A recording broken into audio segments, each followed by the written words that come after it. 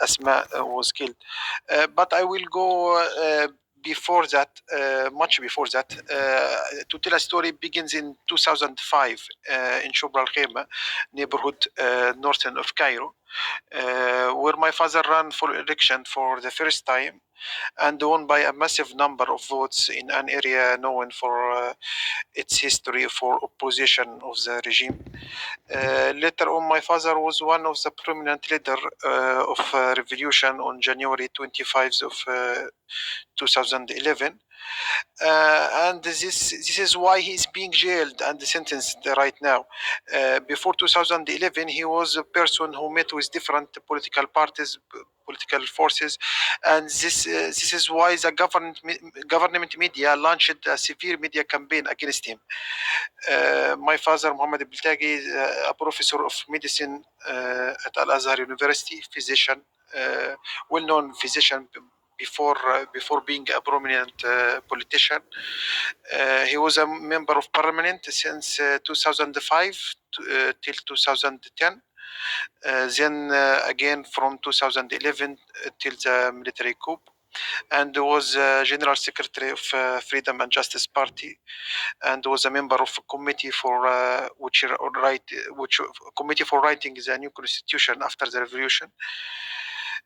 My father also is a father of 4 sons and 1 daughter, Asma, who was killed in the massacre which happened in Rabaa Square, Rabaa City. And also my brother Anas is still in jail for more than 7 years till now, since then.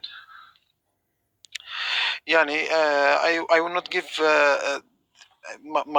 the people who talked before me give conclusion about what the situation is, but I will just quote a few words from an article I remember today, which was published in New York Times magazine in 2012. It was describing my father as a senior leader in Muslim Brotherhood, but who, unlike his peers, is also beloved by many liberals for his first support of the protesters in Tahrir Square, but in country divided even more sharply between Islamists and secularists. It was quote from a New York Times article. I will just quote this paragraph because it's very important. The journalist was saying that was quoting from my father's speech in a public conference in Cairo. My father was saying, why did the police and the army attack the protesters so brutally on Sunday? He asked, Biltagi asked. The thousands assembled in Kalubia, referring to recent military crackdowns in Tahrir Square. They did it to create a crisis. The military could have stopped this massacre, but they didn't. As the crowd began chanting its approval, Biltagi went on, making demands that went well beyond anything that Brotherhood had called for up to that point. We must hold presidential elections immediately, he shouted, so that the military can go back to its barracks. We want a real president, a real parliament, with the power to monitor every security institution, including the military council. End of the quote. I think those words are the journalist quoted from the conference which he attended in Cairo in 2012. It gives you precisely the reason for the state's revenge against my father and my family. Because of these words, my father was sentenced to death, and my brother has been imprisoned for more than 7 years, 8 years till now, while my little sister was killed and the killer hasn't been tried, of course. That's all I have to say. I'm following people who are human rights defenders who are talking before me, and it's urgent. And I think the matter is very serious. This time is very serious. So it's urgent, and all possible pressure must be put on the regime to stop those sentences. Thank you. Thank you, Ammar. And just before we go to Medea Benjamin, I just want to let everybody know this is a story all Egyptians knows. the reason that the Dr. Beltagi is being targeted in person from Sisi. He was the one that he kicked General Sisi out of Tahrir Square because he knew that he was the reason of the attack. We call it the camel battle. You guys remember that on CNN when the people of the camels came inside Egypt, inside the Tahrir Square, and trying to kill and end the demonstration or sit-in. Sisi was the key for this attack, and Dr. Beltagi, he kicked him out of Tahrir Square. It was in TV live when Dr. Beltagi talked about him, and he's one of the few people on. I'm sorry for interruption, Muhammad. Sure. He wasn't Sisi. He was someone else, but from the same committee, military committee. Okay, he just mentioned his name when he was talking to Mona Shazli. That's why I mentioned that part.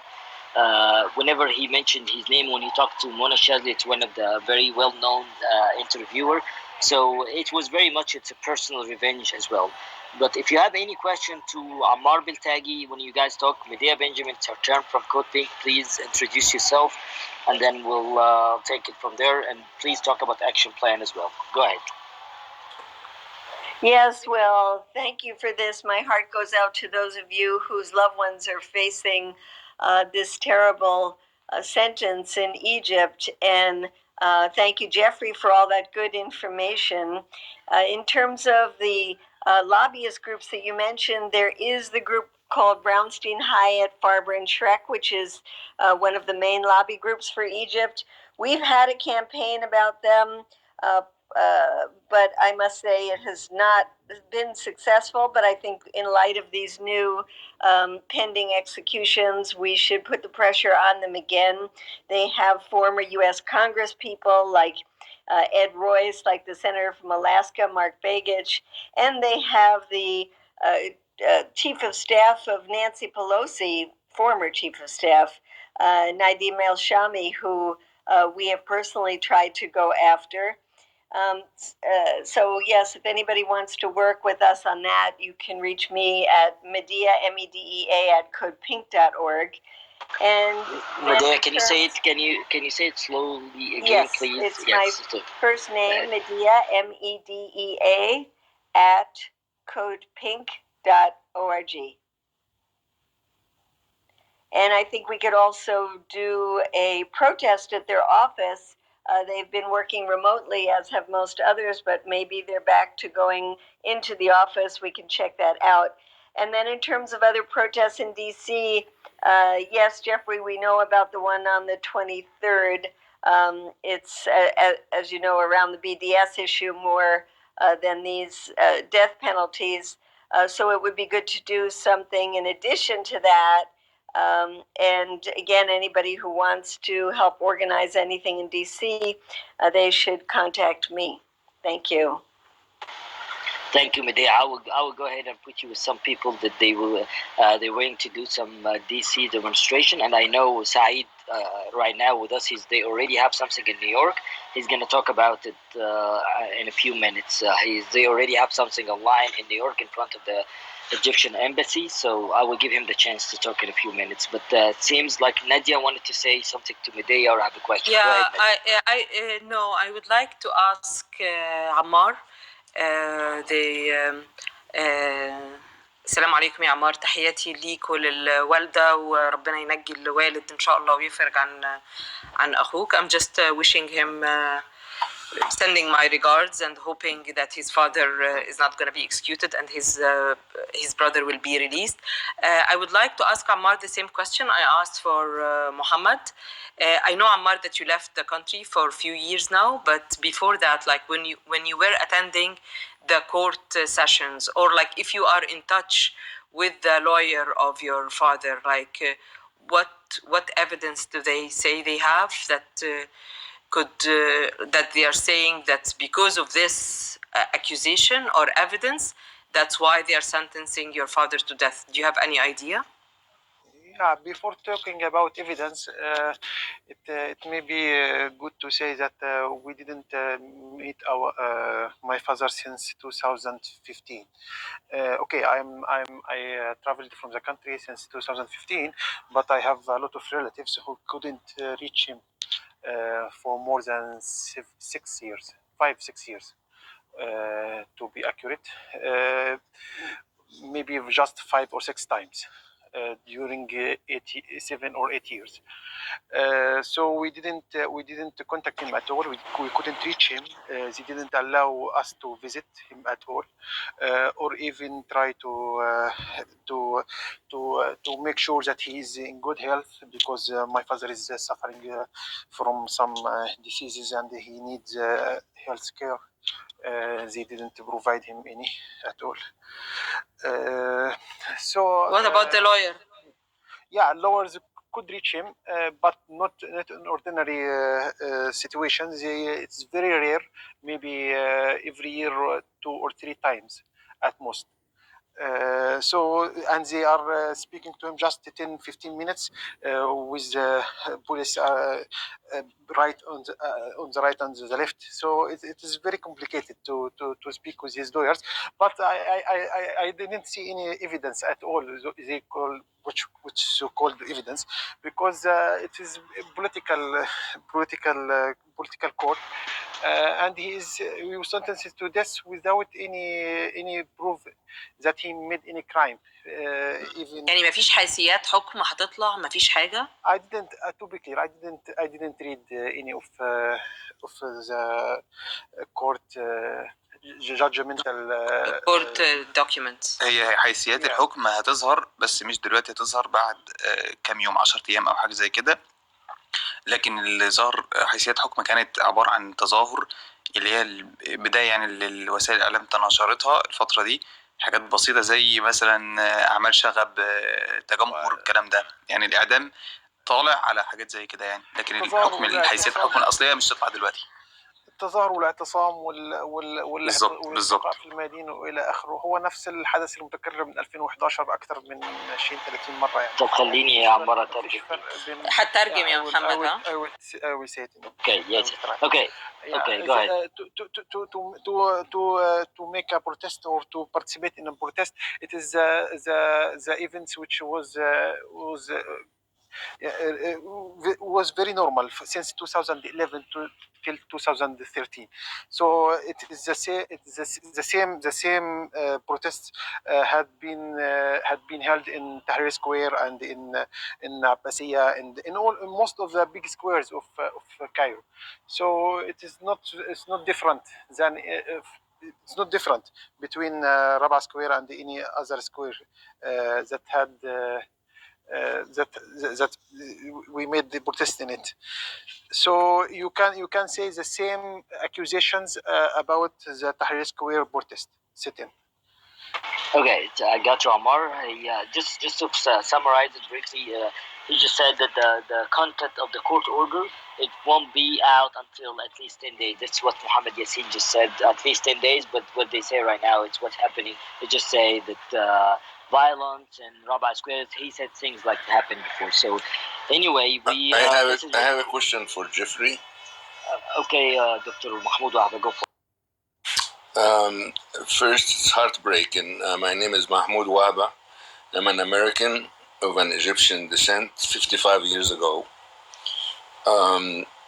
First, my heart goes to the families of the victims, really. And it's a sad day for everybody, Muslim brother or not. I am not, but it doesn't really, I'm more liberal if you wish. But it's not a day. It's not a day that any Egyptian will feel good at. I want to go back to Jeffrey because he mentioned some very valuable info. One of which is that the execution could take time any day. The fact that there are 14 days where there is a veto by the president is not really very a sure thing. And which leads me to the thought that really the only way that you could stop this execution is by engaging a presidential level. All of the media that we could do, all of the opposition, civil type opposition that we could go by, They just don't. They are very. They seem to be immune to it. They don't really care about it. There has not been a single story in the American media that's favorable for 5-6 years about the Sisi or his system. But despite that, it doesn't matter. Numerous reports by human rights organizations still doesn't matter. My point is that I heard you saying that it is the State Department that really has to act.